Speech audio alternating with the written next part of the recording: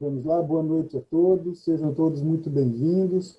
É um grande prazer para nós, da diretoria da Associação dos Engenheiros, Arquitetos e Agrônomos de Marília, trazer mais essa palestra online sobre os sistemas Light Steel Frame. Vai ser proferido agora para paredes externas, uma vez que há poucos dias tivemos para paredes internas, né? É um sistema muito atual, muito futuro, muitas perspectivas, né? E, com isso, a associação vai cumprindo o seu papel de valorização profissional pela qualificação. Então, com vocês aí vai estar a palestrante, engenheira Maria Tereza Castro, né?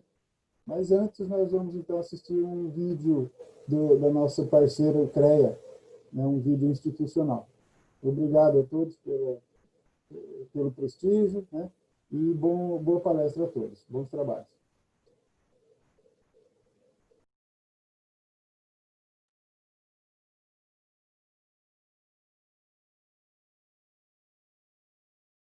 O que faz o CREA São Paulo? O CREA São Paulo é o Conselho Regional de Engenharia e Agronomia do Estado de São Paulo, uma autarquia federal e o maior conselho profissional da América Latina. Ao lado das instituições de ensino que capacitam e das entidades de classe que defendem os direitos trabalhistas e promovem ações de valorização. O papel do Conselho é registrar, habilitar e fiscalizar o exercício de profissionais da engenharia, agronomia e geociências no âmbito paulista. Com isso, o CREA São Paulo impede que leigos ou indivíduos não habilitados exerçam atividades exclusivas de profissionais da área tecnológica, garantindo a segurança de toda a sociedade. CREA São Paulo. Fiscalização. Boa para o profissional, essencial para a sociedade. O que é o registro profissional? Engenheiros, agrônomos, geólogos, geógrafos, meteorologistas e tecnólogos em profissões da área tecnológica precisam estar registrados no CREA São Paulo. O que é a ART? A Anotação de Responsabilidade Técnica, ART, é um documento oficial emitido pelo CREA e indispensável para o exercício profissional da engenharia, agronomia e geociências. A ART certifica quem são os responsáveis pela execução de trabalhos das áreas tecnológicas. Para a segurança de todos, a ART garante que obras e projetos técnicos sejam conduzidos por profissionais habilitados. Além disso, a ART valoriza a atuação profissional, registra sua autoria, resguarda o contratante e o contratado e permite constituir o acervo técnico. Um histórico da atuação do profissional, que tem grande valor no mercado de trabalho. A ART é essencial para a segurança de todos, principalmente da sociedade. CREA São Paulo. Fiscalização. Boa para o profissional, essencial para a sociedade.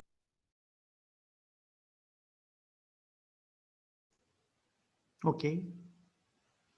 Vamos lá, professora Maria Tereza.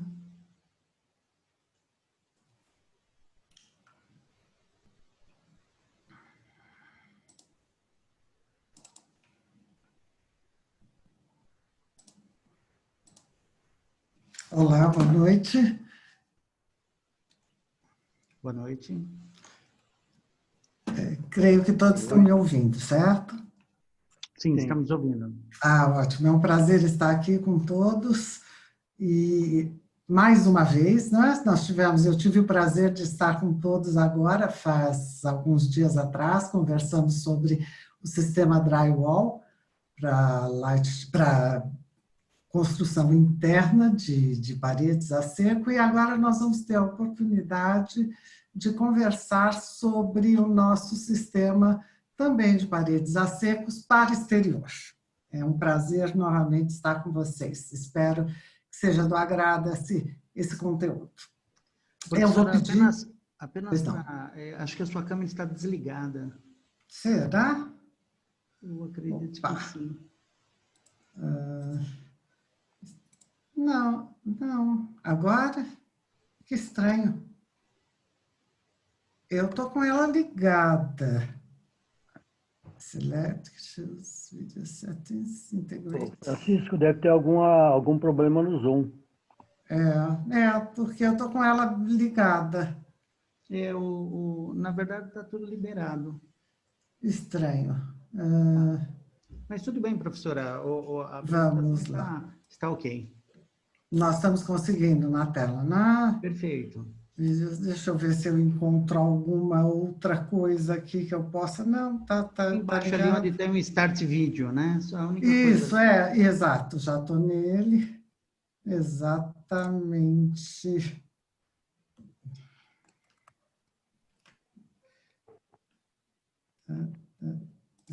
Só um minuto. Realmente já acionei, não foi. Tá. Bom, continuamos. Vamos lá, desculpe interromper. Não. Vocês não estão me vendo, então? Não. Ah, que desagradável. Não que vale a pena, mas é que assim a gente interage melhor. Olha que eu treinei só um minuto. Deixe-me ver mais uma coisa que eu possa, por acaso, fazer aqui. É muito desagradável.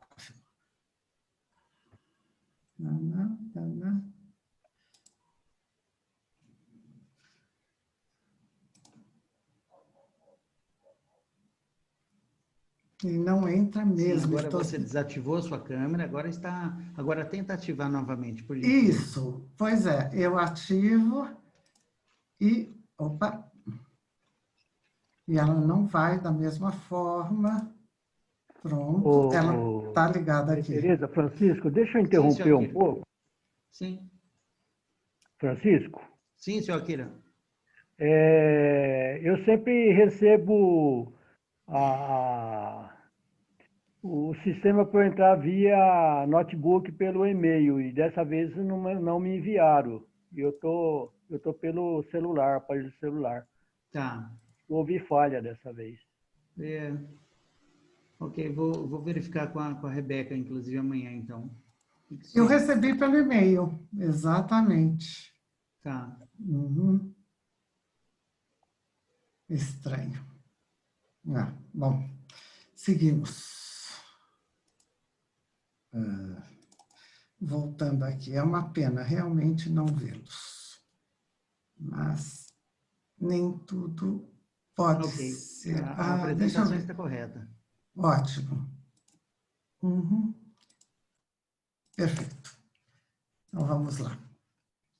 Hoje, então, nós vamos conversar rapidamente sobre um histórico muito, muito breve do Light Steel Framing, alguns conceitos do que é realmente o sistema, a abordagem dos componentes, alternativas de materiais de fechamento, vamos falar de desempenho, patologias, e aí a gente abre para questões. Na outra vez, sobre o drywall, a Silvia e eu, nós fomos abrindo, conforme terminava um dos tópicos, a gente abria para as perguntas, tá? Então, fiquem à vontade, quando eu terminar algum dos tópicos, eu dou uma aberturinha para a pergunta, que eu acho que fica mais dinâmico.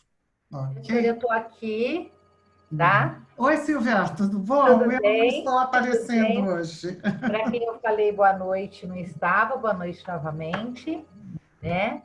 E eu estou aqui para ajudar, eu vou checando o chat, né? E assim que acabar um tópico, a senhora já me avisa, vejo se tem alguma pergunta, a gente já faz a interação, ok? Perfeito, obrigada. Obrigada. Então, começamos com o nosso breve histórico. Na verdade, existe a primeira dúvida que acontece é sobre a denominação Light Steel Frame ou Light Steel Framing. Não? Isso são equívocos que todos cometem. O Light Steel Frame nada mais é do que o quadro mesmo, o quadro de perfis. Quando eu conecto esses quadros, esses perfis entre si, para suportar uma carga, aí sim eu começo a ter um Light Steel Framing, os quadros ligados. Né? Mas falar um ou falar outro é indiferente, não tem problema algum. E seus principais componentes, né, são o aço, principalmente o aço, ele moldado a frio, ele já é utilizado em sistema construtivo há 150 anos, como nós vimos no drywall, mas antigamente, né, nesse início, para uso interno. E depois ele começou a ir migrando devagarzinho, com a necessidade de novas casas, uma década muito grande de crescimento do drywall, que a gente já falou sobre ela da outra vez.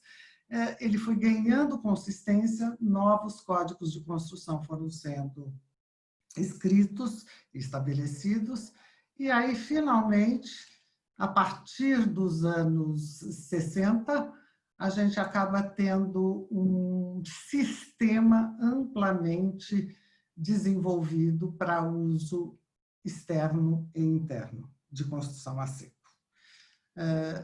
A partir dos anos 80, ele entra de uma forma muito mais rápida, muito mais larga na indústria da construção civil, porque as florestas já estavam sendo protegidas, vetadas na indústria madeireira, não poderia mais haver essa exploração. A queda da qualidade da madeira da construção, que era muito usada nos Estados Unidos, também era notória, bem desagradável, e o preço da madeira não tinha nenhuma regularização, não era regulamentado.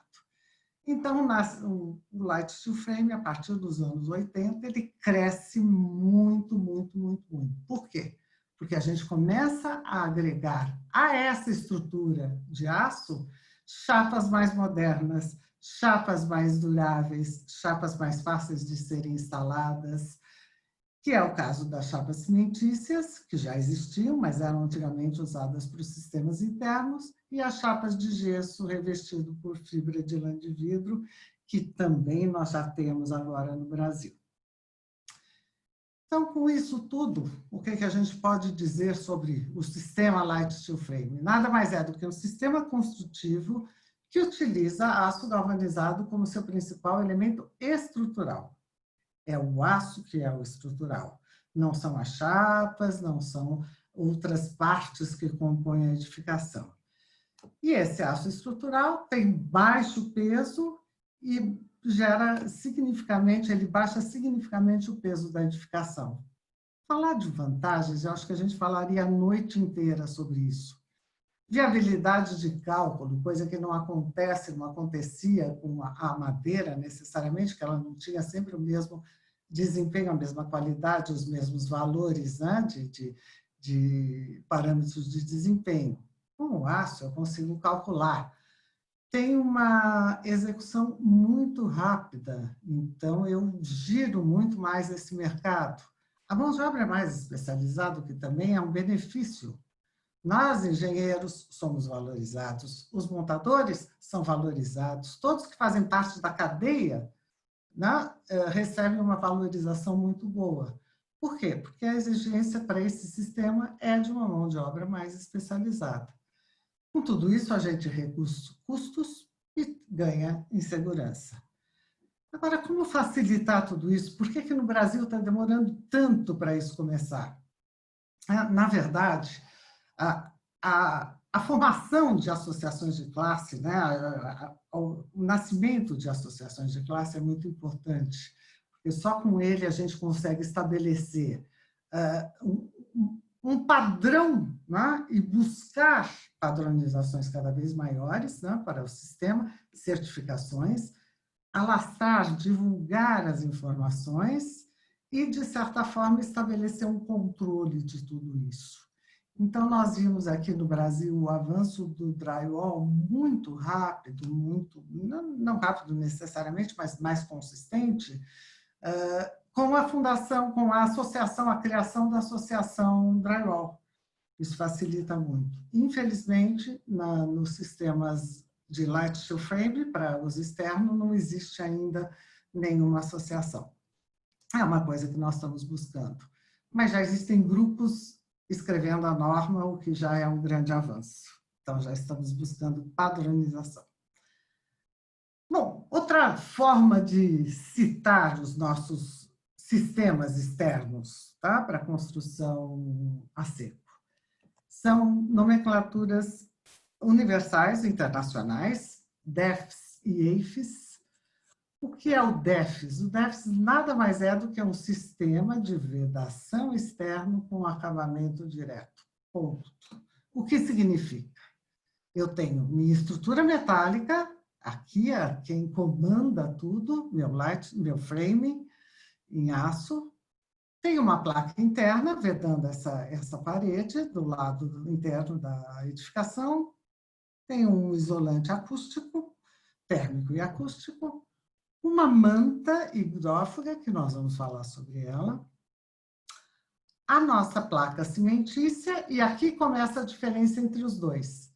No DEFs, que é o direto, eu venho com a cimentícia, termino faço tratamento de juntas e termino a minha parede com uma argamassa e uma pintura, um revestimento de acabamento. Esse é o direto. Estrutura, chapa cimentícia e acabamento. No sistema EIFs, o que ele é? É um sistema de vedação externo com isolamento térmico também externo. Qual é a grande vantagem disso? Está aqui ele, nossa placa cimentícia ou qualquer outro substrato. São alguns substratos certificados para o sistema EIFs. Pode ser para construção baixa as placas USB, podem ser as nossas chapas de gesso revestido com véu de fibra de vidro. Nesse caso, eu estou pondo basicamente uma cimentícia e aqui na parte externa uma camada de isolante térmico, que é um EPS especial para esse uso. Sobre esse EPS, eu venho com um procedimento comum, normal, para uma chapa cimentícia, uma argamassa rica em polímero, uma tela e a minha pintura. Qual é a grande vantagem ou qual é a grande diferença entre DEFs e EIFs? Quando eu trago o isolamento térmico para fora da minha parede, eu mantenho a temperatura ao longo da espessura dela constante. E isso me dá uma garantia de estabilidade e não uma migração muito acelerada de vapor que possa vir a causar condensação no lado interno da edificação. Para o que isso é importante? Para regiões onde o gradiente de temperatura é muito grande. Então, as regiões de clima extremamente quentes ou extremamente frias, como Canadá, Estados Unidos, a parte mais norte, Rússia, os países todos do hemisfério norte, que tem um inverno muito rigoroso, esse sistema é fundamental. A Alemanha é fundamental. No Brasil, a gente vem começando agora a implantar o EIFs com a vinda da Stop para o Brasil, que é uma empresa alemã que tem essa tecnologia, detém essa tecnologia. A construção civil avançou muito nesse sentido. Então, hoje nós temos disponibilidade para esse sistema e temos empregado em regiões de clima bastante, onde tem um gradiente de temperatura muito grande durante o ano. É uma grande solução.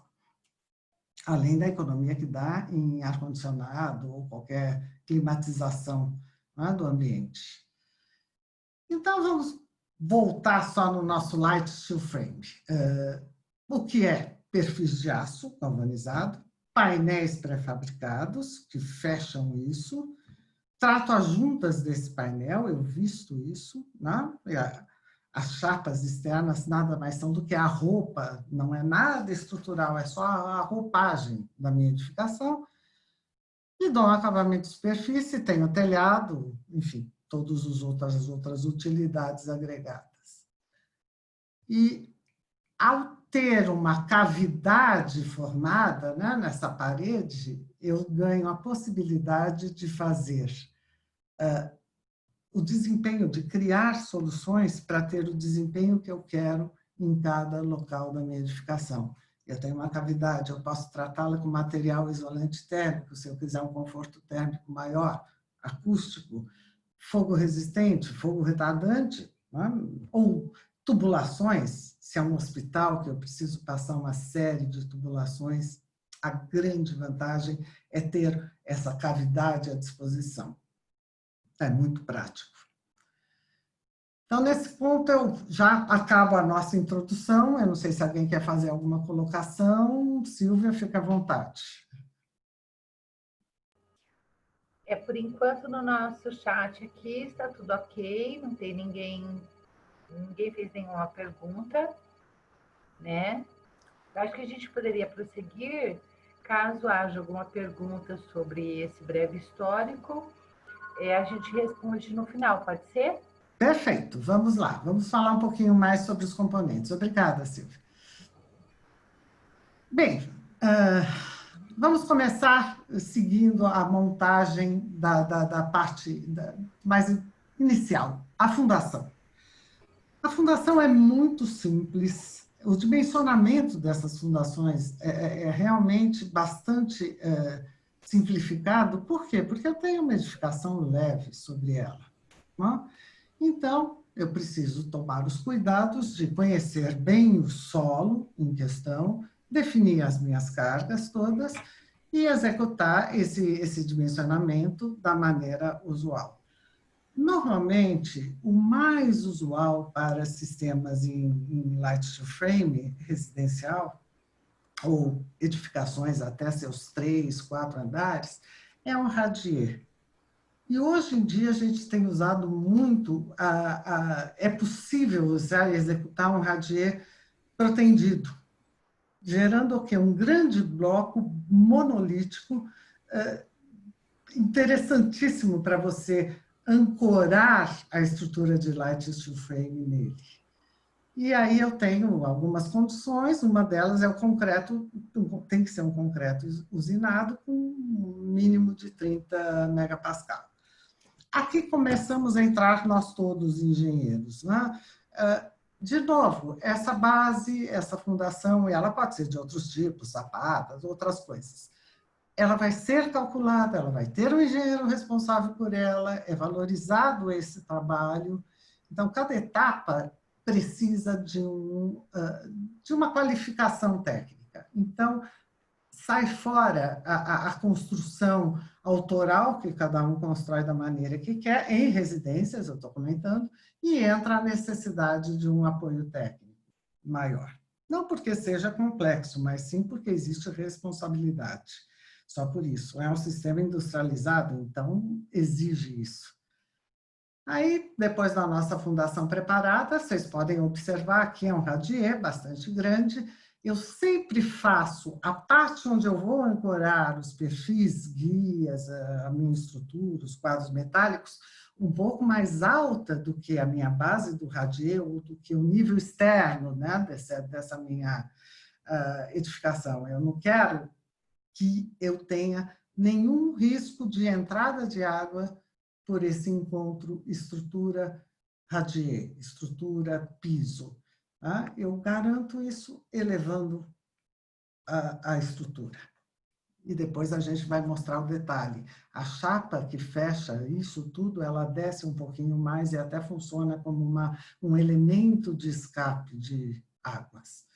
Bom, nós estamos fixando nossa estrutura, vocês começam a observar já alguns detalhes, alguns perfis que são colocados de outra forma, que nada mais são perfis para fazer o contraventamento da estrutura leve.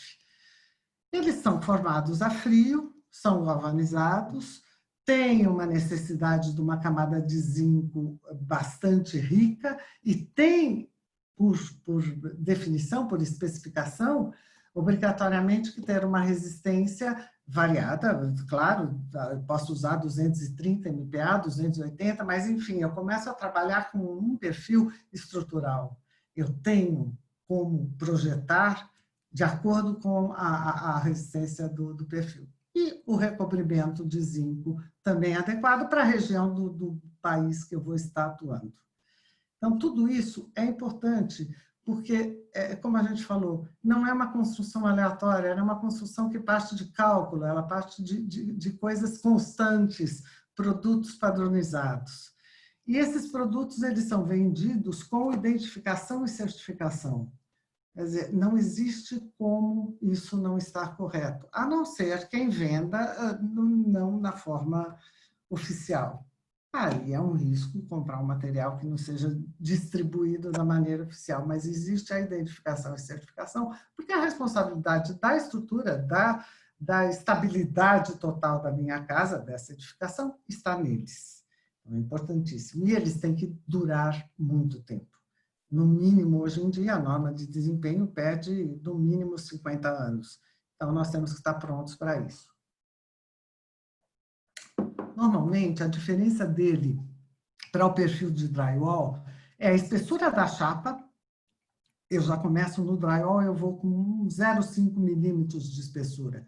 No perfil para a parede externa da edificação, eu vou de 0,8 a 2,5 milímetros. Nesse range, eu tenho uma estrutura de light steel frame. Acima dele é uma estrutura pesada, de aço, e abaixo dele é o drywall interno. Então, e o drywall não tem função estrutural nenhuma, é só uma parede de vedação interna. Tá? Esses perfis não podem estar espaçados a 600 milímetros, como é o drywall. Eles começam a obedecer um espaçamento menor, de 400 milímetros eixo a eixo. A chapa tem 1,20 m, então eu começo a ter, garantidamente, mais apoios para a nossa chapa de vedação. Maior resistência a arrancamento, aos ventos. E a estrutura toda, com uma chapa cimentícia leve, pesa por volta de 25 quilos por metro quadrado, muito leve. Aí, de novo, a estrutura tem que estar contraventada. De novo, é preciso do cálculo de um engenheiro. De novo, nós estamos falando de projeto. Nada é feito aleatoriamente. Nada é feito em prateleira. Compro, instalo e vou embora. Precisa haver cálculo. Precisa haver a parte da engenharia presente nisso.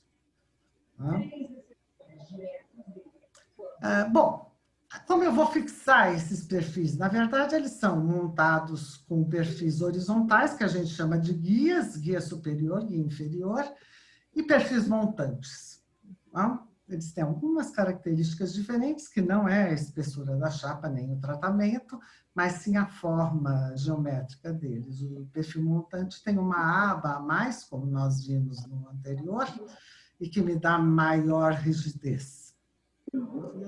Eu vou fixar no nosso radier pelo que eu especificar, um chumbador químico, um chumbador mecânico, enfim, eu vou usar toda essa potencialidade do meu radier para essa fixação. Atenção ao isolamento do nosso perfil guia à base do radier. Eu vou procurar falar dessas coisas bem específicas, porque todo o resto se encontra na literatura fácil. Mas alguns detalhes de montagem são extremamente importantes. Eles não podem ser resolvidos mais para frente se forem esquecidos ou negligenciados, e eles causam problemas terríveis. Então, eu não posso pôr um perfil de aço galvanizado diretamente em contato com o concreto, porque o concreto é altamente alcalino e ele vai atacar o meu perfil de aço e vai iniciar um processo de corrosão na minha estrutura. Eu preciso cuidar desse encontro, eu preciso de um elemento entre eles dois, que nada mais é do que um isolante dielétrico, são produtos materiais que têm potencial elétrico diferente. Se eu não crio essa corrente, eu não tenho a oxidação.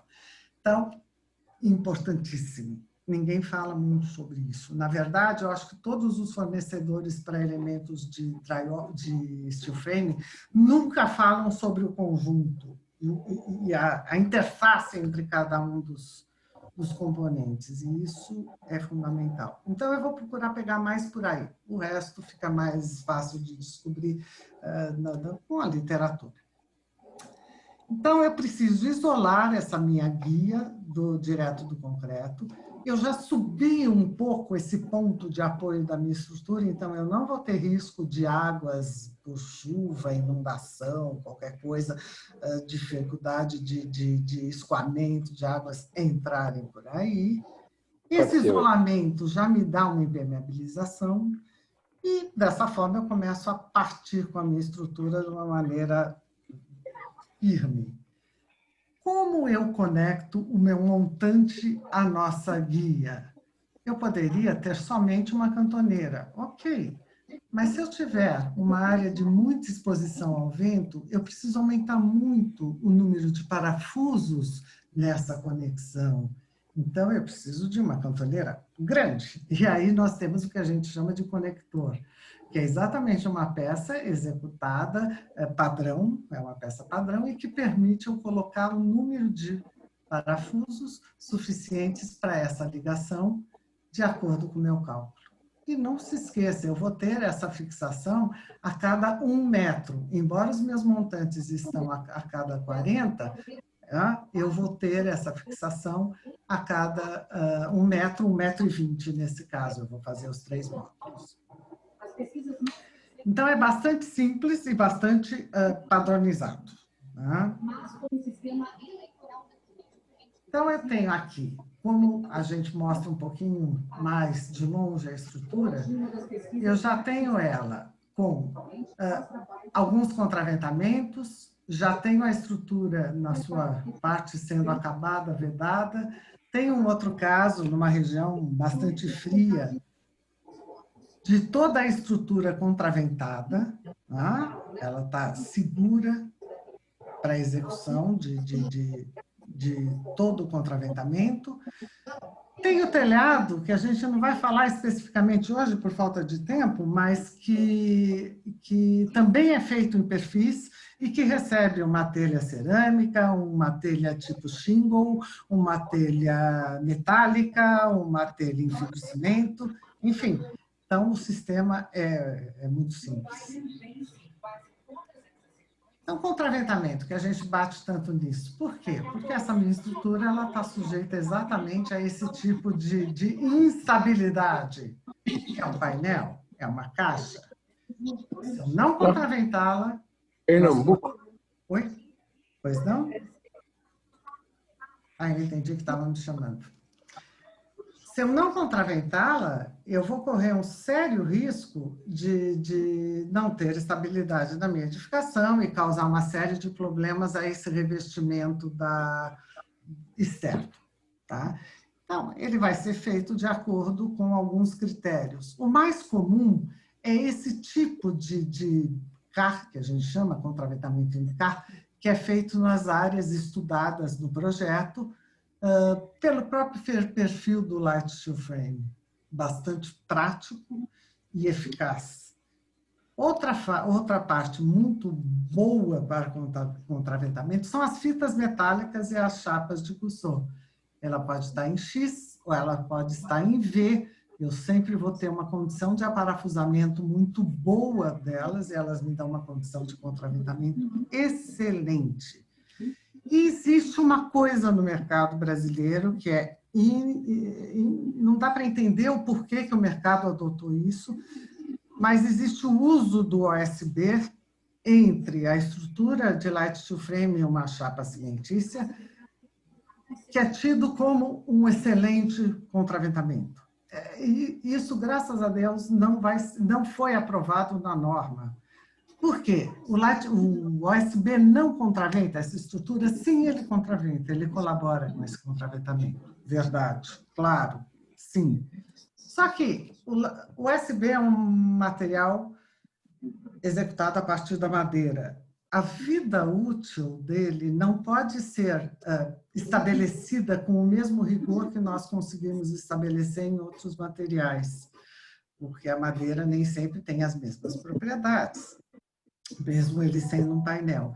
Então, chegou-se ao consenso dentro da norma de que ele pode ser instalado, ele vale para a edificação, ele é uma vedação, o OSB, mas ele não é um contraventamento. Porque se eu tiver um problema nessa minha vestimenta da casa, nessa vedação externa, que é a parede, e eu precisar tirar essa chapa de madeira, eu estou comprometendo a estrutura inteira, porque eu estou mexendo em estrutura. Então, ele entra na obra, ele pode entrar, ele pode ser instalado, ele só não pode ser considerado no cálculo como contraventamento. Isso é bastante sério. bastante mesmo. A norma vai falar bem claramente sobre isso e eu vou falar um bocadinho mais sobre a norma mais adiante. Aí eu venho falar o quê? Das nossas lajes. Já que meu sistema é a seco, o ideal é que eu tenha uma laje seca também. Ela vai ser composta por painéis de madeira. De novo, aqui eu posso ter um USB com imenso sucesso. Um USB de 18 milímetros de espessura, específico para as lajes. Então, são painéis de madeira, que vão ter placas cimentícias junto a ele ou não, tá? Apoiado em perfis metálicos estruturais, que são as nossas vigas de entrepiso, que podem também ser construídas com o mesmo perfil montante que nós mostramos no início. Eles vão ser distribuídos de uma forma a montar uma treliça. A gente pode ter também uma laje úmida, mas não faz muito sentido, já que eu estou numa construção a seco, mas ela pode ser composta por formas de aço, que são as telhas, né, como o steel deck, e preenchidas com concreto e tela eletrosoldada. É indiferente. Particularmente, eu gosto de manter todo o trabalho em a seco. Tá? E aqui vocês observam, mais uma vez, a estrutura do telhado toda montada em perfis metálicos, com seus caibros e tal, e com uma placa de fechamento, que pode ser, mais uma vez, um USB, ok? Tratado, e que vai receber um revestimento shingle, ou o que seja. Ou para somente telhas de cerâmica, telha cerâmica. Então, a edificação é muito simples. Voltamos ao nosso radier, um pouco elevado do nível da calçada, vamos chamar assim, nossas guias, alguns braços bloqueadores de movimento, né? Tenho também as chapas de contraventamento aqui, que nós estamos vendo. As aberturas de janela têm que ser cuidadosas, elas têm que levar um reforço em cima, como uma verga, que também pode ser executada no próprio perfil. Elas levam um reforço também no nosso montante lateral, sempre que eu tenho uma abertura, eu fortifico, eu estabeleço algo mais resistente na lateral dele, as minhas aberturas de porta. Tenho a minha laje, tenho o meu telhado. Enfim, é um sistema completamente montado em light steel frame.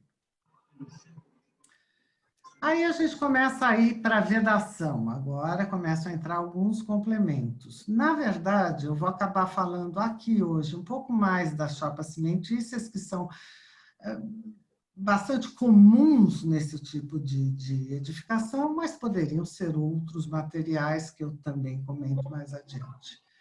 Mas, independente do material que seja, é muito importante que eu tenha essa barreira, essa membrana hidrófuga. O que ela é? Ela é uma barreira contra a água e o vento, mas ela é permeável ao vapor. E isso é importante. Essa minha parede respira. E é importante para o ambiente interno, para a saúde do ambiente interno, que essa parede respire. Por quê? Porque eu tenho uma cavidade nela. Se ela não respirar, se houver condensação, eu vou ter patologias. Então, essa membrana é extremamente importante. Normalmente, essa membrana é feita com um TNT. Essa TIVE, que especificamente é fornecida pela Dupont, são poucos fabricantes, e já existem membranas líquidas, que são muito usadas no sistema EIFES, que vai com isolante térmico na parte externa. Então, a membrana sempre tem que existir. Ela vai funcionar como uma cortina, impedindo que a água entre no interior da edificação. Ela é instalada de baixo para cima, sempre sobreposta, e aí assim ela funciona como uma cortina. Eu tenho aberturas, nas aberturas eu faço os isolamentos basicamente contra a entrada de água, né? E dessa forma eu visto a minha estrutura com uma barreira protetora de água. Como ela vai funcionar? Dizer que eu tenho uma parede impermeável é um sonho de uma noite de verão, completamente impossível eu ter uma parede todinha impermeável, de que material ela seja, não importa. Então, eu vou admitir que eu posso ter uma água que penetre nessa parede, por qualquer motivo. por uma fissura, um defeito na obra, uma emenda mal feita, enfim, um excesso de água de chuva, o que seja. Quando ela entrar, ela vai encontrar essa cortina, essa barreira, e ela escoa aqui, eu não sei se vocês estão vendo o meu cursor do mouse, espero que sim, ela escoa aqui entre a placa cimentícia e o perfil e sai através de um perfil PVC, que vai estar fazendo parte do conjunto, para o lado externo. Então, a gente chama isso de gerenciamento de águas. Eu posso admitir que uma água vai entrar, eu só não posso admitir que ela entre na cavidade da parede ou dentro do edifício. Ela entra e eu vou dar um caminho para ela sair. Nos sistemas convencionais, a água também entra. O que é difícil é que a gente demora, às vezes, 1 ano para descobrir onde está esse vazamento. No sistema leve, se falhar por algum motivo esse gerenciamento de águas, eu enxergo logo onde eu tenho um vazamento. E é muito fácil de corrigir. Então, você vê como tudo é entrelaçado, tudo faz sentido, né, para ser executado. E aqui eu também ponho de novo a impermeabilização para evitar o contato da minha guia com o radier em concreto. Na parte de dentro, novamente, mais uma impermeabilização. A chapa é afastada do piso interno e ela tem aqui um PU, um cordão de silicone, um tarucel, enfim, para evitar penetração de água nesse ponto. Tudo muito simples e fácil de instalar. Esses sistemas todos são conhecidos como drenagem, e aqui a gente enxerga um pouquinho uma manta também hidrófuga, aqui ela está sobre um OSB, e depois vai receber uma cimentícia, e aqui não, aqui ela só vai receber a cimentícia, está só sobre a estrutura metálica. De novo, radier mais baixo na parte externa, minha chapa desce e faz esse acabamento. E funciona como uma pingadeira. Muito simples de resolver.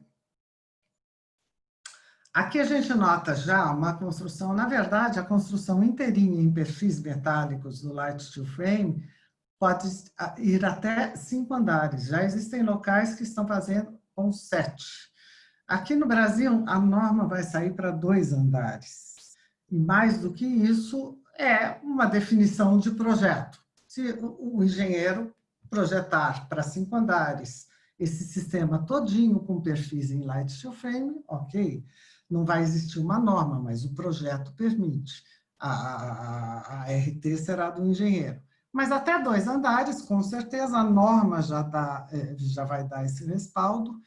E já estão fazendo com 7 até 8, sem necessidade de uma estrutura mais forte. Qual seria essa estrutura se eu for fazer um prédio de 20 andares, 15 ou 10? Poderia ser uma estrutura metálica pesada, que receberia o Light Steel Frame aí só como vedação, ele já não seria mais estrutural. Poderia ser uma estrutura em concreto, que também receberia o Light Steel Frame como vedação. Quando eu tenho o prédio todinho nesse perfil, aí sim ele é estrutural para valer e precisa estar extremamente bem complementado.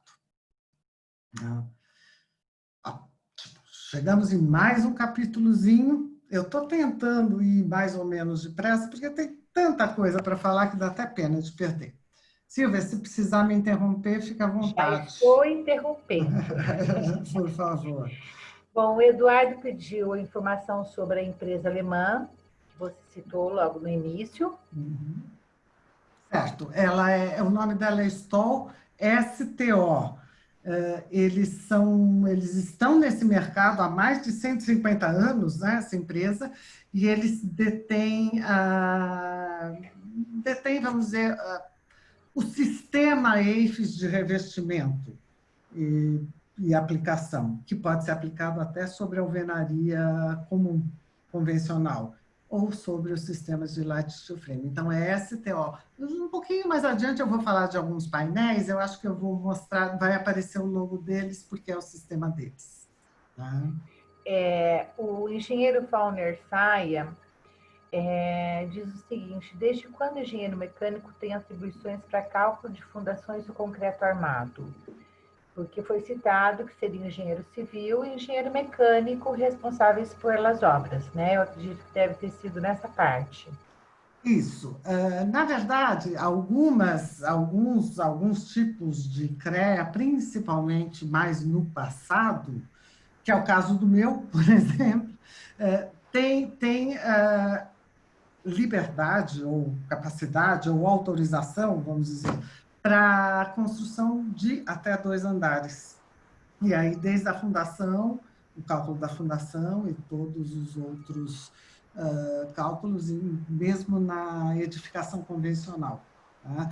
Existiam currículos mistos nessas universidades, agora eu não acho que nem existe mais. Então, alguns, sim, podem fazer cálculo de fundação e de concreto.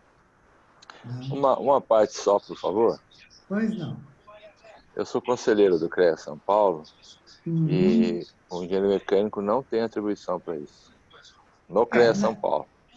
Nós eu estou estudamos só dando uma correçãozinha por conta de nós temos muita situação dessas lá e já foi determinada, a gente faz muito relato de processos, né? Eles não têm nenhuma atribuição, nem de andar, nem de metragem alguma. E a parte estrutural, nenhuma. Só para hoje, né? Atualmente, a senhora falou, antigamente, hoje o CREA São Paulo não autoriza. Exatamente. Eu, por exemplo, eu tenho formação já em estabilidade de materiais, em outras cadeiras que fazem parte da civil também, que possibilita esse cálculo. Eu, hoje em dia, não faço, mas poderia fazer por ter cursado essas cadeiras também. Né? Então, mas isso já faz muito tempo, realmente. Eu já tenho 42 anos de formado. Não, aí no seu caso, a senhora tem atribuição, porque a senhora fez o curso, né? Você fez um curso... Então, eu fiz créditos, as faculdades permitiam fazer créditos sim. a mais. Se ela foi reconhecida pelo conselho, não tem problema nenhum. O seu registro foi reconhecido, né? Exatamente isso. Né? Perfeito. É bom ficar claro, sem dúvida. Obrigado. Obrigada a você. Bom, professora, a Luciene Mayra Pichetti diz: qual a resistência ao fogo? Em caso de estabelecimento comercial que precisa do alvará do bombeiro, o bombeiro pede a RT de estabilidade da estrutura? Não, essa pergunta é muito boa, sim, com relação... Na verdade, a ART não é da estabilidade da estrutura, mas como esse processo todo de projeto de uma construção em light to frame pode ser compartimentado, então, em cada etapa, o responsável pelo projeto vai ter que emitir uma ART. Tá? Quem faz o cálculo estrutural vai ter que comprovar aquilo e emitir a responsabilidade técnica sobre ele. Já contra a resistência contra fogo, a resistência a fogo, nós vamos falar daqui a pouquinho em desempenho, aí eu amarro melhor isso, tá bom? O Eduardo Ribeiro pergunta sobre o isolamento em áreas molhadas, banheiro, área de serviço, cozinha, se pode ser com manta alumizada. Pode. Isolamento entre perfil e radier. Pode. É bem eficaz esse uso dessas mantas aluminizadas, com certeza, e é importante que se faça nessas áreas molhadas um tratamento todo especial. Ele, inclusive, tem que subir por 20, 30 ou até 40 centímetros nas paredes, sim, né? Bem executado. O tratamento também em qualquer abertura, né? Uma passagem de tubulação, um ar-condicionado, enfim, tudo tem que ser tratado. A gente se põe como... Mas aí é igual numa convencional. Se eu vou fazer uma abertura, eu preciso tratar. Sim, nas áreas úmidas e molhadas é importante, sim, existe essa impermeabilização. Eu nem estou entrando muito no detalhe dela, mas ela é super importante. Bom, tem algumas perguntas, viu? Vamos zerar todas, né, antes de começar o próximo. Pretendo utilizar esse sistema na próxima obra. Tenho visto alguns vídeos, aulas, para compor conhecimento. Porém, sinto a necessidade de um contato mais perto com a obra antes de executá-la sozinha. Você tem alguma indicação de onde posso conseguir ver de perto a execução de alguma obra que não seja tão distante de Marília? Olha, o interior de São Paulo, como um todo, é um terreno fértil em obras e light steel frame. Por incrível que pareça, a aceitação do sistema, ela se dá muito mais no interior, né, do que numa cidade como São Paulo, grande, perdida aqui no meio dessa floresta. Por quê? Porque existe uma população, vamos chamar assim, mais bem formada ou informada, que viaja mais, que já está acostumada a ver esse tipo de edificação e quer construir sua casa nesse sistema. Então, o interior é muito fértil, tem muitas obras. Eu é que não tenho esses contatos por região, mas eu acho que a gente poderia tentar monitorar alguma coisa e eu fico de passar para vocês. Eu acho que eu posso ajudar. Eu moro aqui no Esmeralda Residência 2, um condomínio, e aqui está tendo uma obra de light steel frame. Que legal, isso aí. Os condomínios, então, na sua maioria, tem. Eu não sei o nome da pessoa, porque ela me está acessando pelo celular e não apareceu aqui. Apareceu a pergunta e o número do celular. Mas aqui no Esmeralda Residência 2, tá? Perto do Monet, tem uma obra que está sendo feita. Eu sei que no Monet também, aqui em Marília, tem uma casa que já foi finalizada com esse sistema light steel frame. Os condomínios... Aqui, os condomínios, via de regra, condomínios novos têm sempre casas em light steel frame. Então, tentar focar nisso, ela vai encontrar na região, com certeza. Que bom. Obrigada, Silvia. Bom, o Fernando pergunta se pode ser usado painel wall para o piso laje. A úmida seria o steel deck. Pode sim. É uma solução bastante boa. Ele vai contar também com todo o sistema de impermeabilização em cima, para as áreas molhadas e tal, mas ele pode ser usado sim. Muito bom. O steel deck para laje úmida, seria isso? O steel deck é para laje úmida, isso. Ok. O Fernando ainda diz o seguinte, que existe um estudo comparativo sobre a densidade do aço por metro quadrado entre um sistema light steel frame e convencional. Causa incômodo essa densa gaiola de aço? Tá? Desculpa, eu perdi, não entendi. Desculpa. Ele diz que existe um estudo comparativo sobre a densidade de aço, não é uma pergunta, aqui ele está fazendo uma afirmação.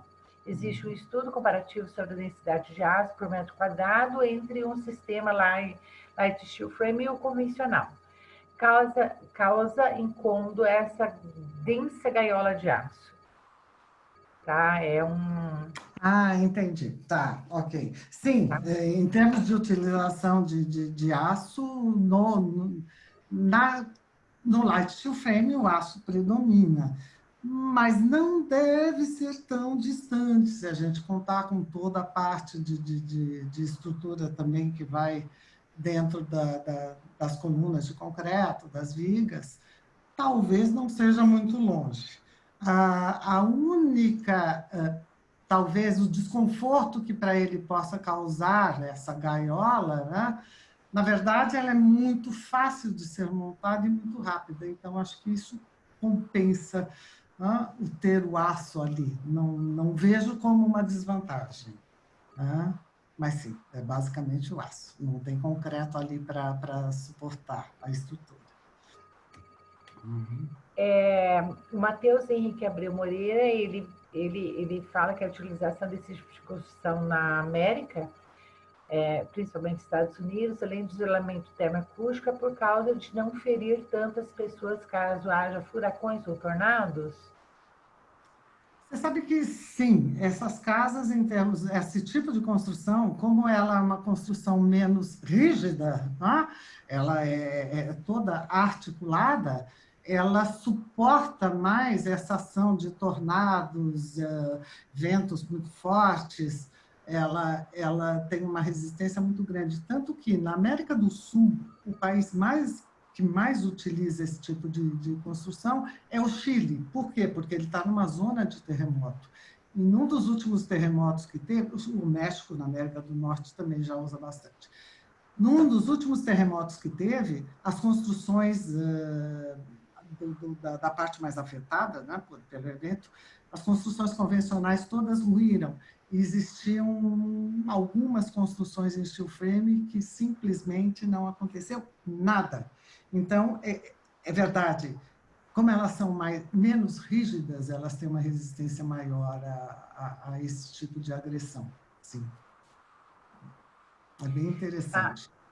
A Solange é engenheira civil e ela disse que vai falar com você, eu acredito que seja você mesmo, né? Porque eu acabei respondendo uma pergunta que foi a mesma que falou sobre alguma construção de light steel frame aqui em Marília. Quero documentar todas com fotos e vídeos, exatamente para facilitar os novos clientes a se decidirem pela construção seca. A Michele pergunta como que é feito o aterramento da estrutura. Você sabe que, na verdade, a gente não tem visto muita preocupação, ele é extremamente comum, né? Mas não precisa de nenhum cuidado maior.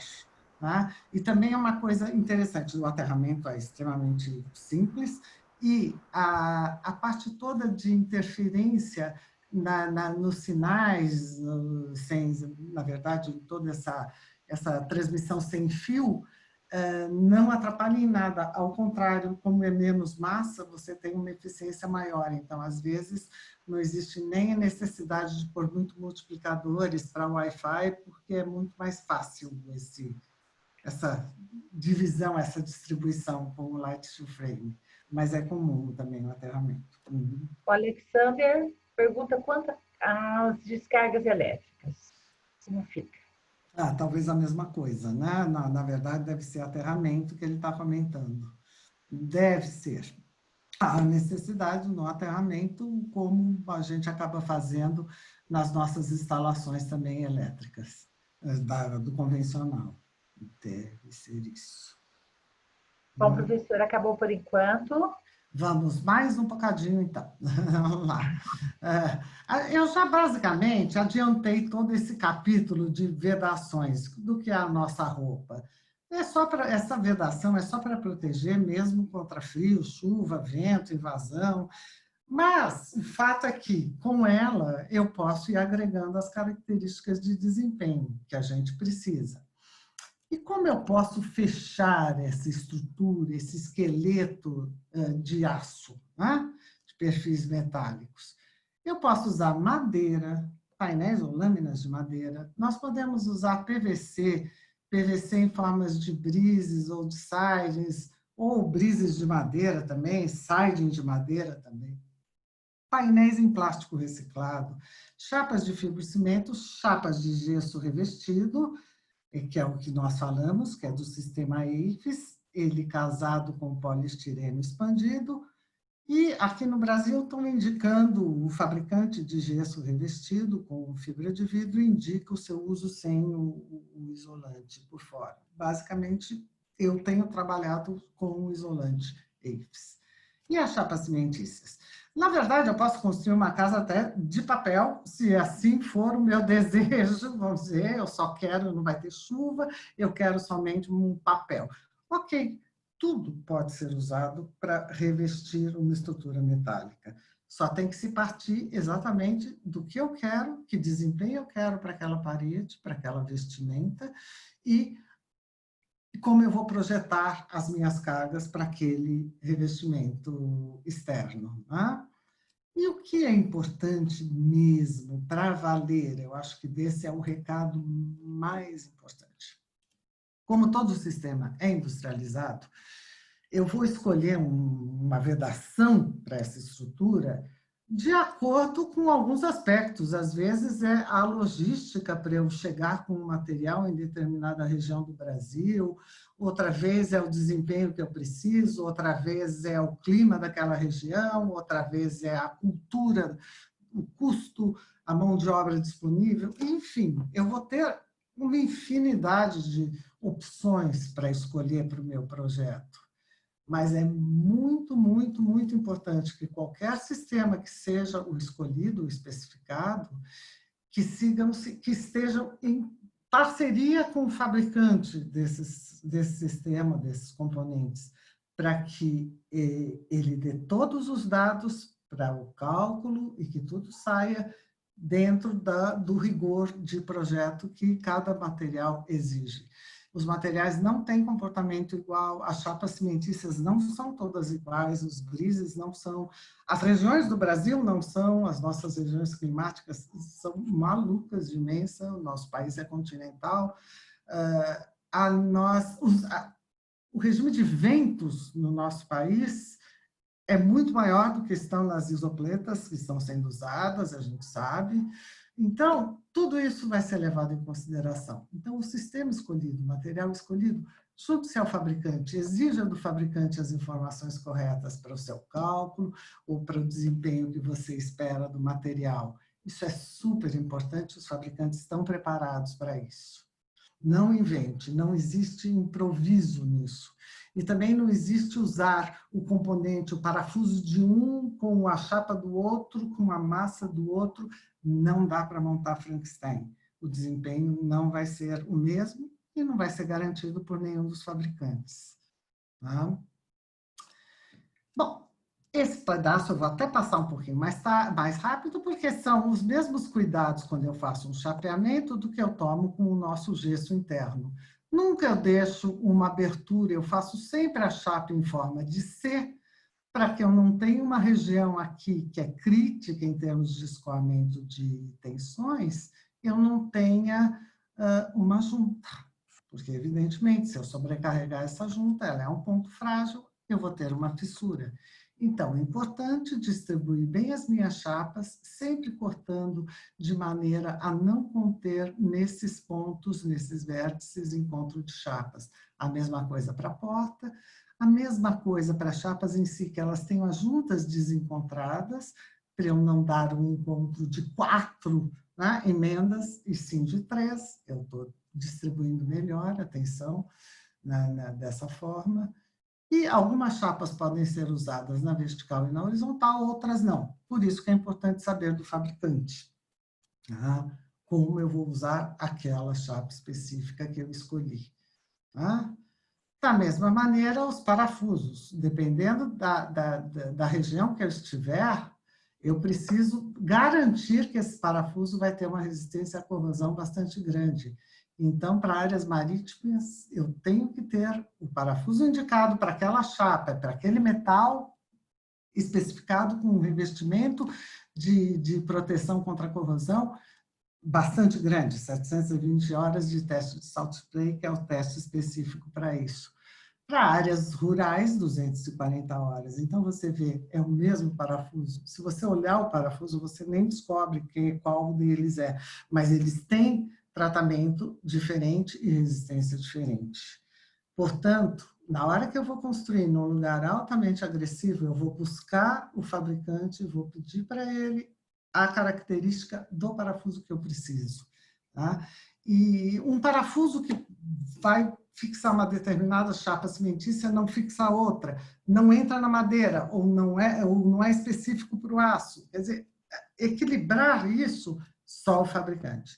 Se você escolher uma chapa por um motivo qualquer que tenha sido, logística, preço, achar a chapa melhor, siga todas as orientações dela.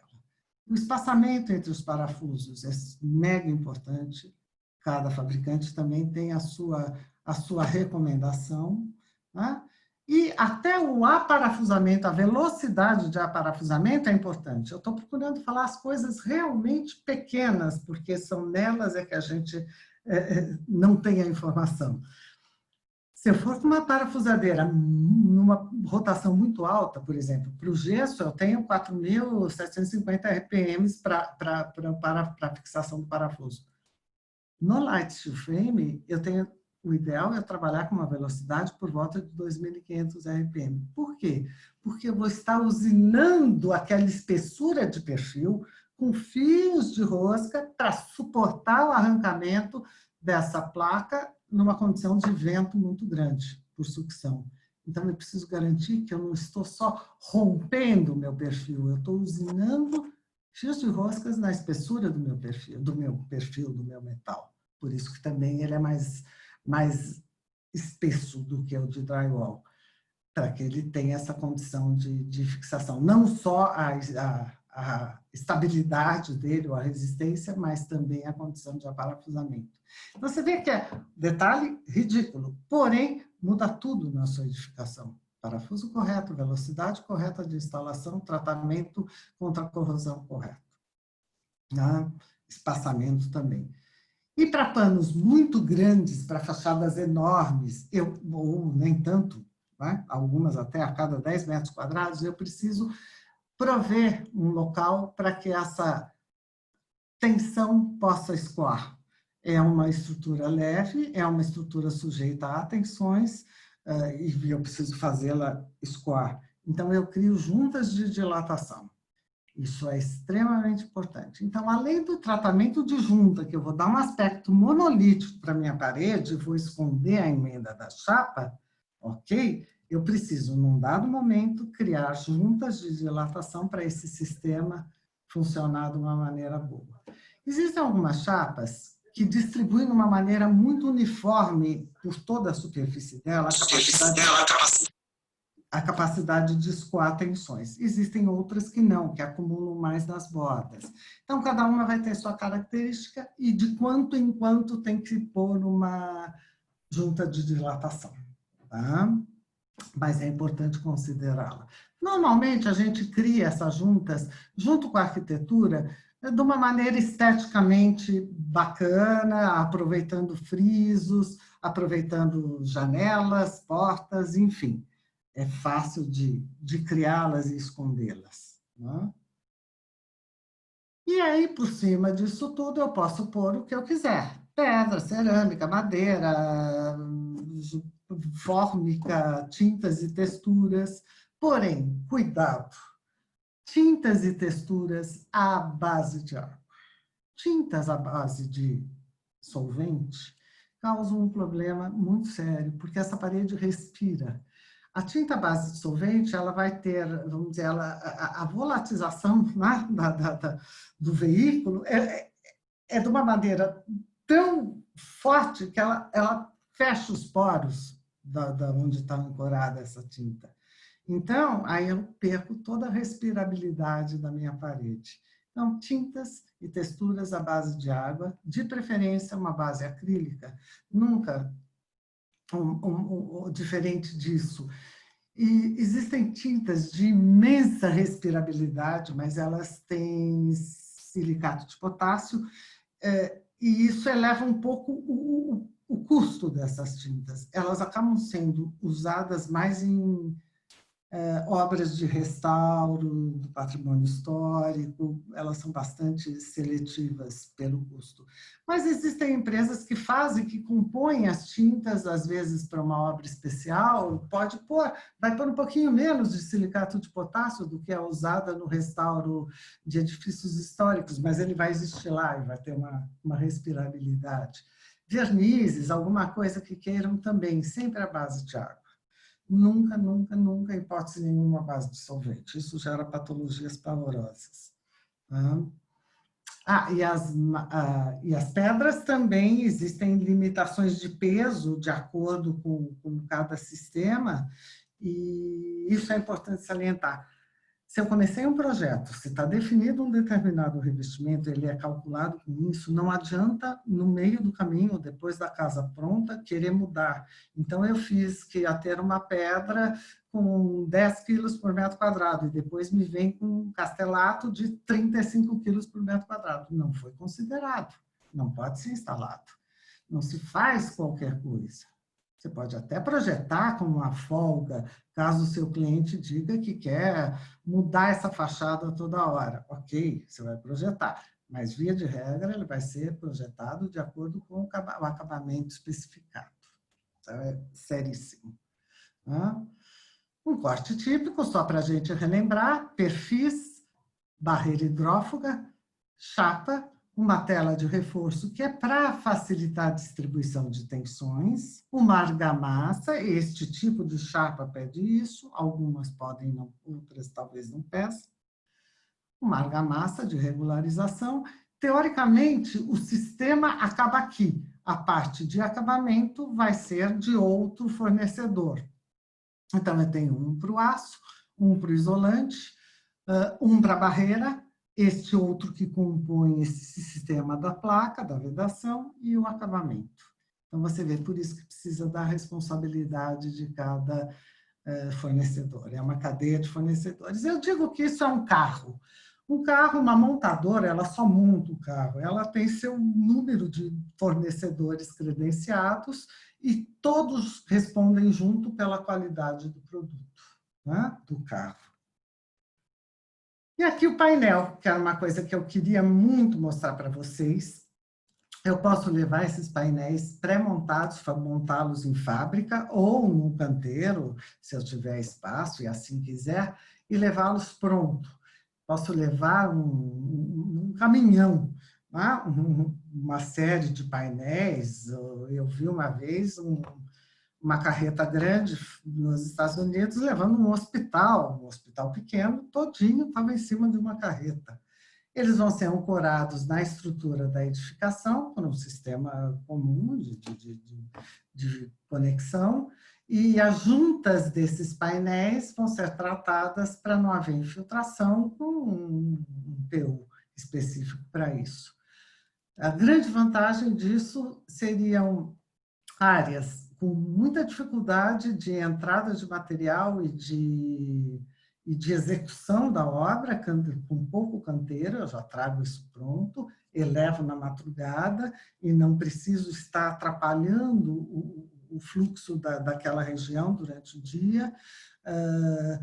A facilidade também de eu montar isso num galpão fechado, num período de chuvas, e depois montar em seguida na obra sem o risco de interromper por questão de chuvas. Enfim, a vantagem de eu inspecionar esses painéis na minha fábrica também é grande, e eles vão ser feitos sob medida para o projeto. E aqui aparece o logo da Stock, eu comentei, Stock Panel, eles também são responsáveis por essa tecnologia de panelização. Nesse caso, a Jeep Steel é um parceiro deles. Como eu estou mostrando a fotografia de uma obra deles, eu me sinto no dever de dizer de quem é o crédito disso. Só por isso, tá? E a Stopanel tem bastante conhecimento da tecnologia de argamassas para sistemas leves. E aí, só passar um pouquinho em algumas obras, as mais variadas possíveis. Obras com telhados, com revestimentos, aqui é um shingle, uma parte de ar-condicionado que tem que ser tratada, como essa abertura, toda coisa que ancorar na minha estrutura vai precisar estar muito bem isolada. Nas casas comuns, você vê aqui de novo o afastamento do piso externo, os cuidados todos. O Sul tem muita obra em light steel frame, eles estão construindo vilas inteiras em light steel frame, desde casas pequenas como essa, Minha Casa Minha Vida, telha de cerâmica e casas pequenas, né? Até conjuntos extremamente grandes, escolas, edifícios, fantástico o que está ocorrendo lá. E, felizmente, os bancos, a Caixa Econômica, que é um grande entrave a financiamento de sistemas não regulamentados por norma, né, já estão agora aceitando e seguindo, já existem algumas DATECs que permitem construir e já estão usando nos seus próprios prédios, nas suas agências, sistema leve. Vamos vencendo as barreiras aos poucos. Qualquer tipo de obra, enfim, não tem limitação, é só projetar. Pequena, média, grande, estruturas enormes de estádios, né? As Olimpíadas, a Copa do Mundo também, mas as Olimpíadas mais ainda foram um grande filão para as estruturas leves e rápidas para a construção. Algumas foram desmontadas depois e reaproveitadas em outros lugares, sustentabilidade, né? E vamos entrar em desempenho. Fazemos um intervalinho, seguimos. Como é que o pessoal está, Silvia? Me conta.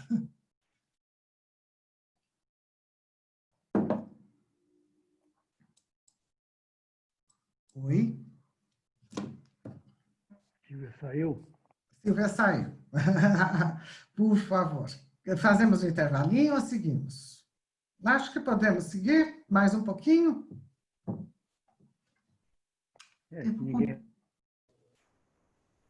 Eu vou continuar. Qualquer coisa vocês me interrompem, ok? Segue, sim, segue. Ok, obrigada. Então, vamos para desempenho, mais um pouco. Norma, esse é o ponto mais importante, eu acho que a gente tem que destacar agora. A norma de desempenho... Professora, eu tenho algumas perguntinhas aqui. Pode ser serem respondidas? Pode sim. Danilo, ele pergunta assim, gostaria de saber se essa estrutura funciona bem em grandes vãos, os salões ou sacadas com grandes balanços. Ela funciona, até a gente tem alguns exemplos. O pior é que agora eu não vou lembrar exatamente os números, mas enfim, se eu tenho vãos muito grandes, a treliça que eu vou usar para vencer esses vãos, a viga, ela é menor, ela é menos alta, né, do que uma viga se fosse em concreto. Na verdade, ela vai ter mais perfis, ela talvez ocupe uma área maior, mas ela não é tão alta, não existe a necessidade da altura. Então, você ganha em pé direito. Sim, para grandes vãos representa uma vantagem bastante grande. O Eduardo pergunta... a cada quantos metros seria adequado fazer essa junta Gene? Essa junta... Porque é um termo científico bem... Não, mas está certo. É uma junta de dilatação, mas sim, ela pode ser feita até com outro tipo de material, né? Você pode só ter um simples cordãozinho ali, como a gente fala, um tarucel com um silicone, um selante PU. Mas o ideal, na maioria dos casos, é entre... eu diria que 9 e 15 metros quadrados. Normalmente, a gente usa, se é uma edificação com mais andares, a laje, né? Eu vou ter a cada 3 metros, então ali uma junta horizontal é bastante importante. E aí depois, no outro sentido, no sentido vertical, estudar. Se tiver muitas aberturas de janela, eu nem precisarei de juntas. Mas, via de regra, eu daria um número entre 9 e 15 metros quadrados, dependendo do fabricante da chapa. Bom, os que se manifestaram aqui falaram para seguir. Ótimo, vamos lá. Tá bom? O pessoal quer jantar. Bom, aqui eu estava falando de normas. Tem um vasto número de normas externas, americanas e europeias, que atendem muitíssimo bem e poderiam ser usadas. Porém, aqui no Brasil, nós não adotamos as normas internacionais. Eu disse que o Chile é um dos países mais evoluídos em termos de construção em light steel frame. Por quê? Porque ele ganhou muito tempo adotando as normas internacionais. Ele ganhou tempo à frente da gente, que até hoje não conseguiu colocar em vigor uma norma para o light steel frame. Então, não se adota a internacional e ainda não tem a norma vigente, nós perdemos tempo com a construção leve. Muito tempo. Enquanto isso, muita coisa errada foi feita, até denegrindo o sistema, que é injusto. Então, mas finalmente a norma está pronta, é desse grupo de trabalho da Comissão de Estudo 125.004, e já tem a parte 1 de desempenho e a parte 2 de projeto e cálculo estrutural prontinha. A gente já vai estar partindo para a parte 3, né, de montagem. Mas, de qualquer maneira, a nossa norma de desempenho, que já está em vigor, a 15575, ela já trata de uma exigência de desempenho das edificações. E o Light to Frame é muito mais simples para atender essas exigências. Você tem a certeza de que ele atende. Os sistemas são testados e você tem eles devidamente certificados, coisa que não acontece na convencional, porque cada obra é uma obra. Então, isso ajuda bastante. E tem já algumas coisas de cálculo, já tem a norma das placas de fibrocimento, enfim, estamos finalmente chegando lá, depois de quase 20 anos já desse mercado, já tem obras no Brasil de 20 anos, né, de Light to Frame, infelizmente não avançou com a velocidade que todos gostariam por esses entraves, tá? Mas já está a caminho.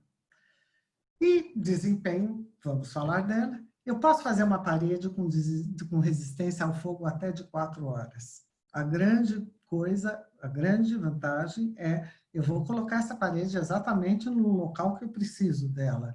Eu não preciso inventar uma construção toda resistente a 4 horas. Tá?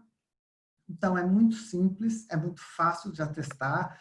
Claro que ela vai ter várias camadas, várias chapas, mas uma parede dessa não vai ter mais do que 180 milímetros, 18 centímetros de espessura. É muito fina, mas atinge o desempenho necessário. Posso fazer tratamento acústico e de absorção e de isolamento, resistência ao abuso, resistência ao impacto. Posso fazer uma caixa forte com uma parede dessa. Claro que eu vou ter que agregar telas internamente a ela, telas metálicas. Posso fazer uma parede que suporte tiros, enfim. E o mais interessante é a resistência a abalo sísmico, que, na verdade, ela é extremamente favorável, positiva. Né? Eu posso considerar no meu cálculo estrutural e ter a garantia de resistência daquilo até determinado grau de abalo. Podemos também fazê-la de uma maneira tão vedada para ser usada em laboratórios, centro cirúrgico, indústria de alimentos, a receber lavagens criteriosas. O desempenho pode ser agregado a ela de qualquer forma, de acordo com o projeto. O importante é isso, ela nunca vai ser um produto de prateleira, um produto pronto. Ela vai atender a necessidade de projeto, e por isso que ela acaba sendo econômica. Eu vou gastar onde eu preciso, de fato. Tá? Então, só um exemplo.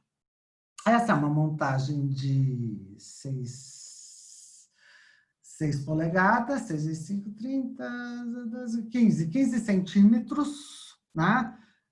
Eu tenho uma parede só, de fora a fora, de 15 centímetros, com cerâmica, uma chapa cimentícia, 3 chapas de gesso, sendo 2 do lado interno e uma abaixo da cimentícia, uma estrutura de 90 milímetros, 9 centímetros só de altura, e uma camada de isolante térmico de 7,5 centímetros. Com esta paredinha, eu consigo 2 horas de resistência ao fogo e um isolamento de 56 dB, que é monstruoso. Numa alvenaria comum de tijolo maciço, eu chego a 44 dB. Então, só para ver a facilidade que é no sistema. Por ele ser leve, eu consigo dotar desse desempenho. Se eu precisar mais, ok, 4 horas, vamos chegar lá, mais isolamento acústico, se chegar lá, tá? Sem problemas. E existe a utilização desses sistemas em shafts de elevadores, principalmente os de grande velocidade de deslocamento dos arranha-céus e caixas de escada. Aqui no Brasil, a gente ainda não tem a possibilidade de uso disso, o Corpo de Bombeiros não aceita os laudos externos e não existe uma escala para você testar para uso tão restrito aqui no Brasil. Então, infelizmente, isso não sai.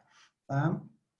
Mas o interessante disso é que, num caso de qualquer emergência, o poço do elevador acaba sendo muito seguro, porque ele vai funcionar como uma membrana que vai se deformar de acordo com aquela energia que talvez possa se formar lá, mas não vai se destruir, não vai trincar, não vai quebrar, não vai ruir. É muito interessante. E sustentabilidade. Aí é mais fácil botar números já nisso. Eu tenho um descarte de obra de 3%, enquanto que no convencional a gente sabe o quanto sai de resíduos, né, da obra, da ordem de 20%. Isso comentado pelas construtoras mesmo. Eu tenho um uso de água muito menor, no mínimo, vamos dizer, 5 vezes menor do que numa construção convencional. Eu tenho menor tempo de canteiro de obra, menos tempo exposto a acidentes, menos tempo com ações jurídicas de pessoal, enfim, tudo isso é mais simples. Nós temos prestadores de serviços que vão estar lá, então a construtora, o engenheiro passa a ser só o coordenador dessa montagem. É muito prático. E hoje em dia já existe o seguro da obra também para os sistemas em light steel frame. Então é muito tranquilo se construir bem no sistema. Né? E eu acho que eu vou emendar com as patologias, porque já são 9 horas, eu não queria me atrasar muito com vocês, e depois a gente abre para a questão. Pode ser? Não temos nenhuma questão por enquanto, tá? Então, vamos lá. Ok. Nossas patologias. Por que acontecem patologias? Na verdade, elas só vão ocorrer se eu não tiver o cuidado com cada etapa da minha obra.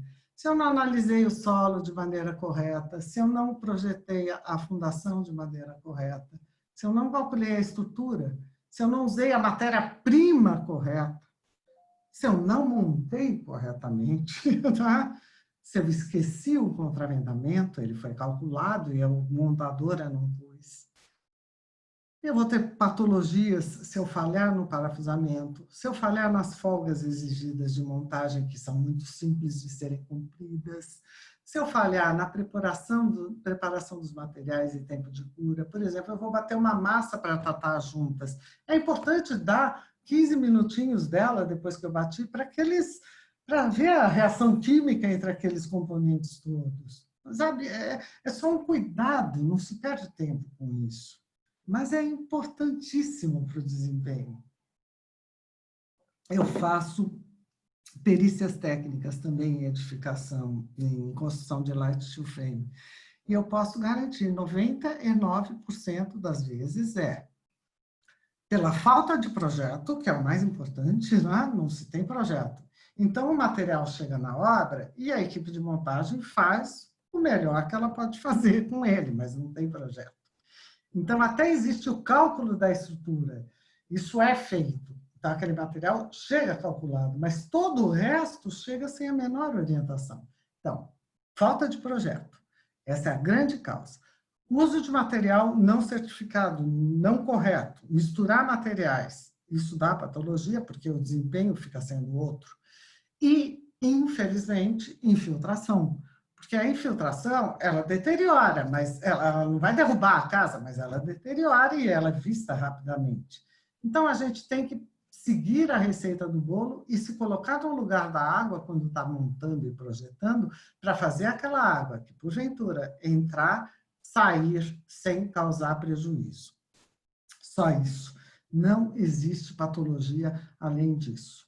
Escoamento de tensões, sim, vai causar fissura, mas essas fissuras, normalmente, elas não são graves, elas são feias esteticamente, mas não são graves. Por exemplo, eu tenho aqui um ponto bastante ruim, né? Um ponto propício a escoamento de tensão, tem uma fissura. Mas se eu tivesse cumprido bem com todo o acabamento que eu tenho que dar nesse canto, antes de terminar essa superfície, provavelmente eu não teria essa fissura.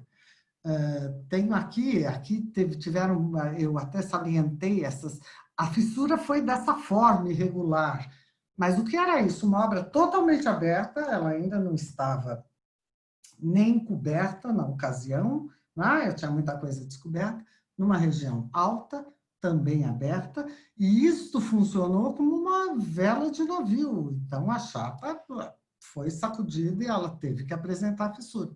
Uma fissura benéfica, mas esteticamente feia, então tem que ser tratada, foi corrigida. Essa fissura é grave, por exemplo, uma fissura horizontal bastante grande. Por quê? Aqui vem um caso. Uma parede imensa, a foto é maior do que isso, sem uma junta de dilatação. Isso não é junta de dilatação, isso foi fissura que fez. Essa também é fissura. Então, junta de dilatação. Aqui eu precisaria obedecer a uma parede muito alta, uma parede que está aqui com 4 metros e tanto. Então, eu precisaria ter uma junta vertical a cada 3 metros que fosse. Tá? Importante. Arrancamento. Aqui foi uma condição totalmente previsível. Faltou parafuso, simples assim. O montador não estava com vontade de pôr tanto parafuso. Pronto, teve um vento, arrancou essa área. As outras áreas pertinho não foram arrancadas, porque só aqui faltou parafuso. Em vez de pôr a cada 20 centímetros, ele resolveu pôr a cada meio metro. Não dá. Não aceita, o sistema não aceita. Tá? De novo, arrancamento por aparafusamento irregular.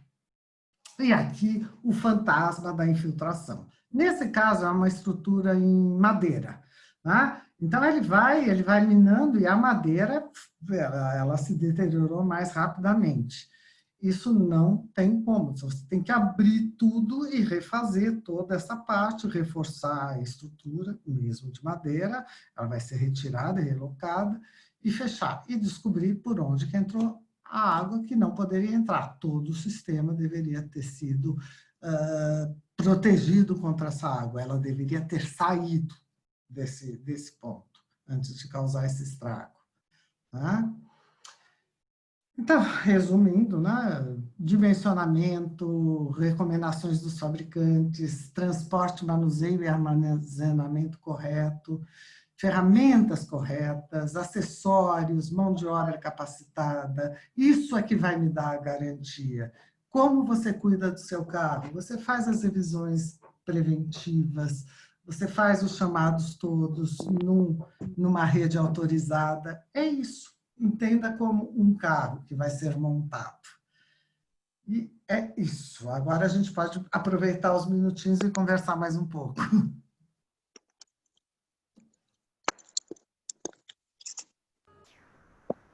Bom, a pergunta é necessário tratar as juntas placas em 2 etapas com diferença de 24 horas? Não. Na maioria dos sistemas, na grande maioria, o tratamento de juntas, se ele for feito em 2 etapas, 4 horas é suficiente para separá-las, na maioria dos sistemas de tratamento de juntas. Tá?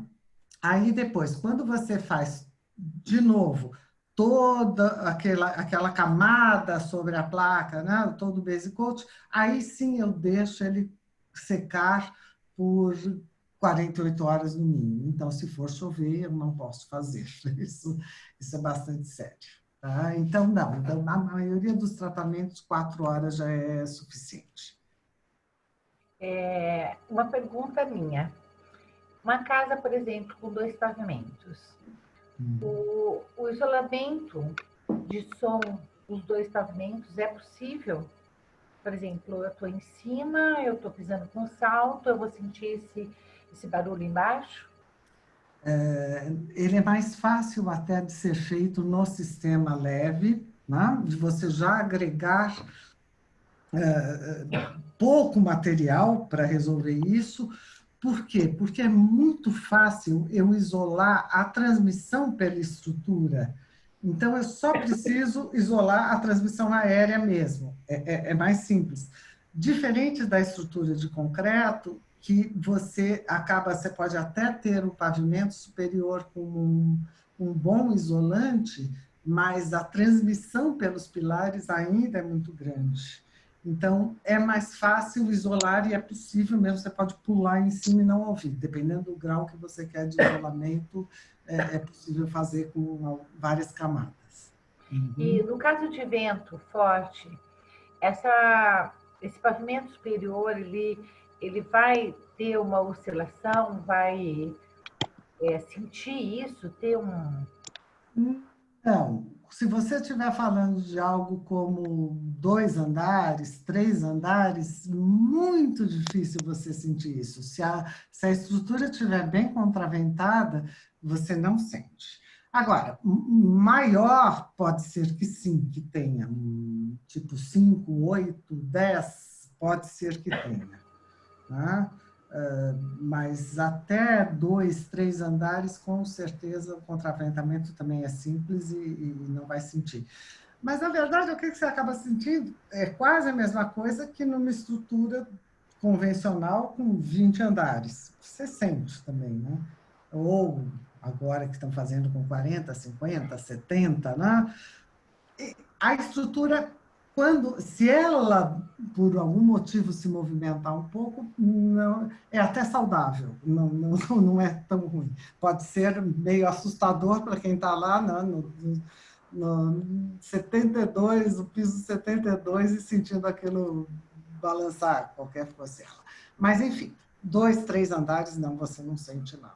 Não. Bom, vou responder para o Valmir, Saia, para o engenheiro, e para o Alexander.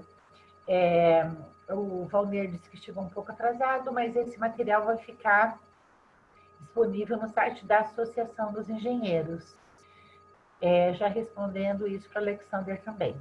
Tá? Ótimo. O Eduardo Luiz Ribeiro pergunta se seria possível executar contraventamento com fitas metálicas depois do plaqueamento executado, por cima do forro.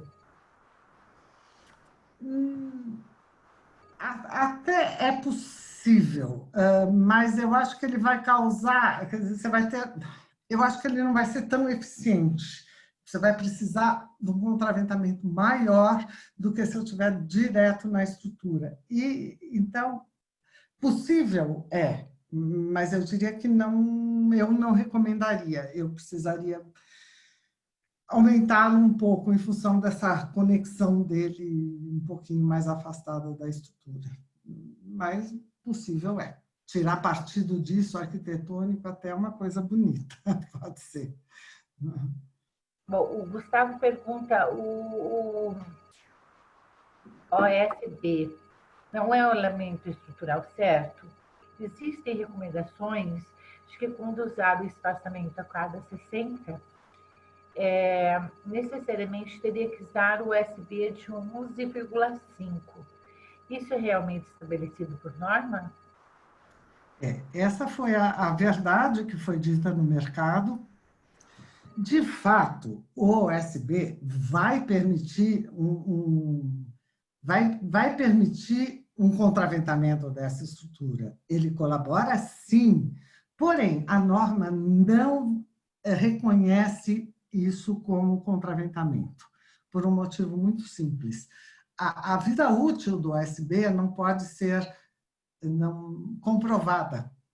Então, se eu tiver algum problema nesse meu OSB, que pode sofrer alguma patologia em função de infiltração, do que seja, ou de uma batida, ou quebrar, eu não posso removê-lo para cuidar dele, porque ele faz parte da estrutura. Eu vou remover e eu coloco a minha estrutura em risco se eu joguei todo o contraventamento sob a responsabilidade dele. Então, é em cima disso que a norma não reconhece o OSB como elemento estrutural. Ela não reconhece. Ele colabora? Sim, ele colabora. Mas ele não deve ser computado no seu projeto como contraventamento, porque um dia ele pode precisar ser removido. Esse é o argumento. Tá? Bom, ok, professora, não há mais perguntas. Obrigada. Eu sinto não ter tido imagem, Mas agradeço mais uma vez, agradeço a equipe, a diretoria toda da associação, agradeço a sua colaboração, Silvia, a sua ajuda, e a todos. Enfim, é um prazer ter estado com vocês nessas duas oportunidades. Meu e-mail está aí, também sintam-se à vontade, eu tenho paixão muito grande por tudo isso, então eu tenho muita alegria em poder colaborar com um pouquinho de estrada que eu já caminhei. Fiquem à vontade. Professora, vamos só pedir para o pessoal ligar as câmeras aí para a gente tirar uma foto da turma aqui, até para você ver o rostinho de cada um aí. Que João, o Haroldo, o senhor Akira. Deixa eu terminar. Pois não, senhor Akira. Solicitar a todos os engenheiros que estão assistindo esse curso para fazer o dever de casa e votar no dia 1º agora de outubro, para presidente do CONFIA, presidente do CREA e diretor da Mútua. E também avisar a quem está fazendo esse curso, eu não sei se a Célia Mataruco e o Cassiano Fogaça estão assistindo esse curso, mas eu estive conversando com o Cassiano, nós temos uma ampliação aqui na Associação dos Engenheiros. Possivelmente nós vamos contratar essas empresas fabricantes e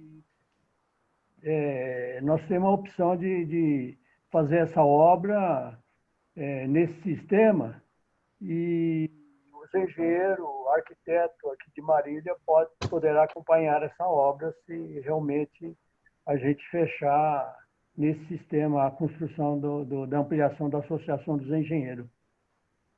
E também nós vamos precisar também da Maria Tereza para dar um suporte melhor para a gente. Sensacional, parabéns pela iniciativa. Contem comigo.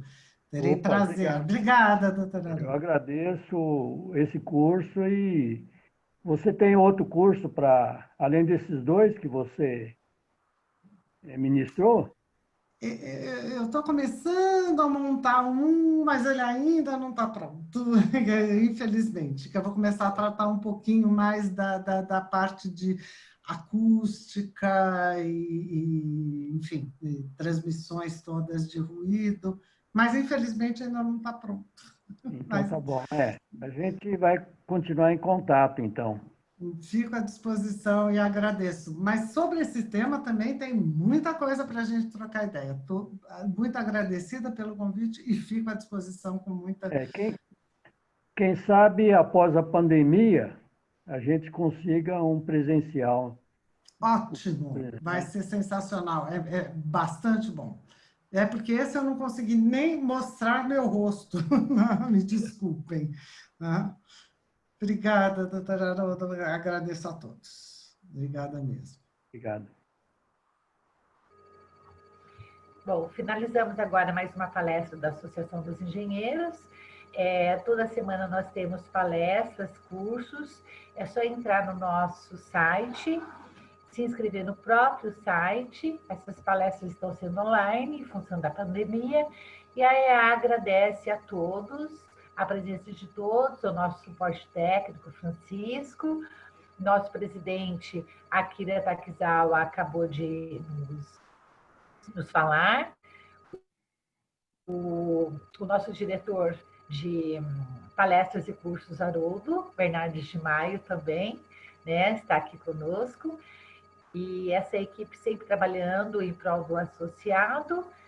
E agradecemos todos, Maria Tereza, mais uma vez foi um prazer estar com você, suas palestras são super leves, super tranquilas, esclarecedoras, e agradecemos e também pedimos, caso vocês sintam necessidade de alguma palestra, de algum tema específico, que entre em contato conosco, né, sugerindo essas palestras, para que possamos viabilizá-las para todos. Ok? Boa noite a todos. Muito obrigada. Boa noite. Tchau, boa noite. Tchau, Francisco. Tchau, noite. Doutora Akira, confundi o seu nome. Falei doutora Haroldo. Me desculpa, Akira. Um abraço. Boa noite. Um abraço.